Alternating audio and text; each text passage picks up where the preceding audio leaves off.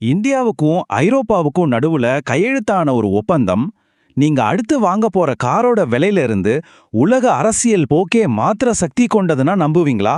ஆமாங்க, இந்த வரலாற்று சிறப்புமிக்க ஒப்பந்தம் அதை தான் செய்ய போகுது.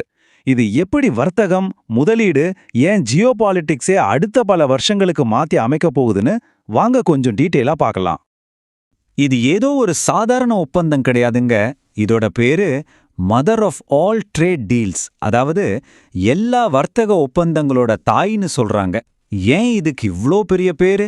இதுக்கு பின்னாடி இருக்கிற கணக்குகளும் அரசியலும் உங்களை கண்டிப்பா ஆச்சரியப்படுத்தும். வாங்க ஒன்னொன்னா பார்க்கலாம். முதல்ல இதோட சைஸ பாருங்க. சும்மா கற்பனை பண்ணி பாருங்களேன். இந்தியாவும் ஐரோப்பிய யூனியனோட 27 நாடுகளும் சேர்ந்தா மொத்த உலகத்தோட பொருளாதார உற்பத்தியில 1/4 பங்கு, அதாவது 25% இவங்க கையில தான் இருக்கு. இது எவ்வளோ பெருசுன்னா கிட்டத்தட்ட அமெரிக்காவோட பொருளாதார அளவுக்கு சமம். இவ்வளோ பெரிய ரெண்டு சக்திகள் ஒன்று சேரும்போது அதோட தாக்கம் எப்படி இருக்கும்னு யோசிச்சு பாருங்க. அது மட்டும் இல்ல, இதோட தாக்கம் வர்த்தகத்திலையும் பயங்கரமா இருக்கும். உலகத்துல நடக்கிற ஒவ்வொரு 3 ட்ரேட்ல ஒன்னு இனிமே இந்த இந்திய ஐரோப்பிய கூட்டணியால பாதிக்கப்படும். அதாவது குளோபல் ட்ரேட் ரூல்ஸையே மாத்தி எழுதுற சக்தி இந்த டீலுக்கு இருக்கு. சரி, இந்த பெரிய டீல நம்ம நல்லா புரிஞ்சுக்கிறதுக்கு ஒரு 5 பாகமா பிரிச்சு பார்க்கலாம். முதல்ல ஏன் இது மதர் ஆஃப் ஆல் டீல்ஸ்ன்னு சொல்றாங்கன்னு பார்ப்போம். அப்புறம் இந்த ஒப்பந்தத்தால நம்ம டெய்லி லைஃப்ல என்ன மாறும்? அடுத்து இந்தியால எந்த இண்டஸ்ட்ரிக்கு இது ஜாக்பாட், யாருக்கு கொஞ்சம் சவால்? நாலாவதா இது எப்படி ஒரு புது குளோபல் பார்ட்னர்ஷிப்பை உருவாக்குது? கடைசியா இதோட முழு பலனையும் அடைய நம்ம இன்னும் என்னெல்லாம் செய்யணும்னு பார்க்கலாம்.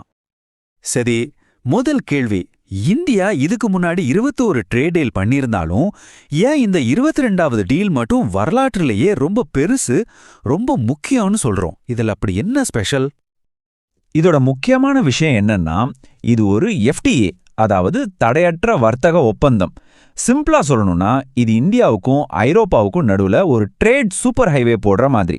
எப்படி டோல்கேட் இல்லாத ஹைவேல வண்டி வேகமா ஈஸியா போகுமோ, அதே மாதிரி இந்த ஒப்பந்தம் பொருட்களுக்கு போடுற டாரிஃப்ங்கிற வரியை 0 ஆக்கி ரெண்டு பக்கமும் வியாபாரத்தை ரொம்ப வேகமாவும் மலிவாவும் மாத்திடும். இப்போ ஒரு இன்ட்ரெஸ்டிங்கான விஷயம் என்னன்னா, பல வருஷமா இழுத்துக்கிட்டு இருந்த இந்த டீல் கடைசி நேரத்துல எவ்வளவு வேகமா நடந்து முடிஞ்சதுங்கிறது தான். அதுவும் பாருங்க, ஜனவரி 27ஆம் தேதி, அதாவது ஐரோப்பிய யூனியன்ல இருக்கிற 27 நாடுகளை குறிக்கிற மாதிரி இந்த வரலாற்று அறிவிப்பு வெளியாச்சு. இதெல்லாம் சும்மா தற்செயலா நடக்கல, இது ஒரு தெளிவான அரசியல் சிக்னல். ஓகே, இந்த ஒப்பந்தம் எல்லாம் பேப்பர்ல சூப்பரா இருக்கு. ஆனா நம்மளோட நிஜ வாழ்க்கையில நம்ம வாங்க போற பொருட்கள்ல இது என்ன மாற்றத்தை கொண்டு வர போகுது, அதை பார்க்கலாம் வாங்க. முக்கியமான விஷயம், இது ஒரு 2-வே ரோடு மாதிரிங்க. ஒரு பக்கம் ஆடி, BMW மாதிரி ஐரோப்பிய கார்கள், அங்கிருந்து வர்ற சாக்லேட், பர்ஃப்யூம் இதெல்லாம் வரி குறைஞ்சதால இந்தியால விலை குறையும். இன்னொரு பக்கம் நம்ம திருப்பூர் பனியன், ஆம்பூர் லெதர் பொருட்கள், சூரத் வைரங்கள், நம்ம ஊர் மருந்து மாத்திரைகள் எல்லாம் ஐரோப்பால மலிவா கிடைக்கும். இதனால நம்ம ஏற்றுமதிக்கு ஒரு பெரிய பூஸ்ட் கிடைக்கும். இந்த வரி குறைப்பு எவ்வளவு பெருசுன்னு பாருங்க.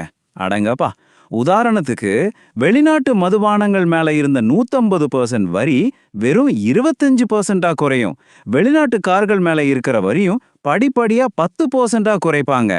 இதனால ஐரோப்பிய பொருட்களை வாங்கணும்னு நினைக்கிற இந்தியர்களுக்கு இது ஒரு பெரிய சேவிங்ஸ். சரி, எந்த ஒரு பெரிய மாற்றத்திலையும் ஜெயிக்கிறவங்களும் இருப்பாங்க, சவாலை சந்திக்கிறவங்களும் இருப்பாங்க. அந்த வகையில இந்த டீலால இந்திய பொருளாதாரத்துல யாரு பெரிய வின்னர்ஸ், யார் கொஞ்சம் புது போட்டிக்கு தயாராகணும்? இந்த ஒப்பந்தம் சிலருக்கு வரும், சிலருக்கு சவால். ஜவுளி, தோல், நகை மாதிரி நிறைய பேருக்கு வேலை கொடுக்கிற நம்மூர் தொழில்களுக்கு ஐரோப்பாவோட பெரிய மார்க்கெட் ஒரு ஜாக்பாட் மாதிரி. ஆனா அதே நேரத்துல நம்ம உள்நாட்டு கார் கம்பெனிகளும் மதுபான கம்பெனிகளும் ஐரோப்பாவோட பெரிய பிராண்டுகளோட நம்மூர்லயே நேரடியா போட்டி போடணும். இது கொஞ்சம் டஃப்பான போட்டியா இருக்கும். இந்த ஒப்பந்தத்தோட மிக முக்கியமான ஒரு நல்ல விஷயம் இதுதாங்க. லட்சக்கணக்கான கோடிக்கணக்கான இந்தியர்களுக்கு, குறிப்பா கிராமத்துல இருக்கிறவங்களுக்கு வேலை வாய்ப்பு கொடுக்கிற நம்ம ஜவுளி, தோல், நகை தொழில்களுக்கு ஐரோப்பிய மார்க்கெட்ல வரி இல்லாம நுழையறதுக்கு ஒரு பெரிய வாய்ப்பு கிடைச்சிருக்கு. இதனால புது புது தொழிற்சாலைகள் வரும், லட்சக்கணக்கான புது வேலை வாய்ப்புகள் உருவாகும். ஆனா இந்த ஒப்பந்தம் வெறும் பணம், காசு, வியாபாரத்தை மட்டும் பத்தினது இல்ல. அதையும் தாண்டி இது உலக அரசியல்ல இந்தியாவோட இடத்தையே மாத்தி எழுத போகுது. இது ஒரு புது பவர்ஃபுல்லான கூட்டணியோட ஆரம்பம். இதே வெறும் ட்ரேட் டீல் இல்ல, ஒரு செக்யூரிட்டி டீலும் கூட. ஐரோப்பிய நாடுகள் நம்ம மேக் இன் இந்தியா திட்டத்துல முதலீடு செஞ்சு இங்கேயே ராணுவ தளவாடங்களை தயாரிக்க போறாங்க.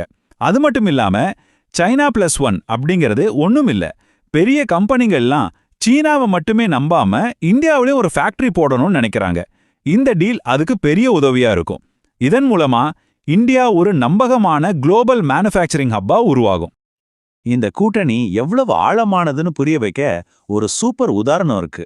ரஷ்யா உக்ரைன் சண்டைக்கு அப்புறம் ஐரோப்பா ரஷ்யா கிட்ட இருந்து எண்ணெய் வாங்க முடியல. அப்போ இந்தியா என்ன செஞ்சது தெரியுமா? ரஷ்யா கிட்ட இருந்து மலிவா கச்சா எண்ணெய் வாங்கி நம்ம குஜராத்ல சுத்திகரிச்சு அதை பெட்ரோல் டீசலா மாத்தி ஐரோப்பாவுக்கே ஏற்றுமதி பண்ணுச்சு.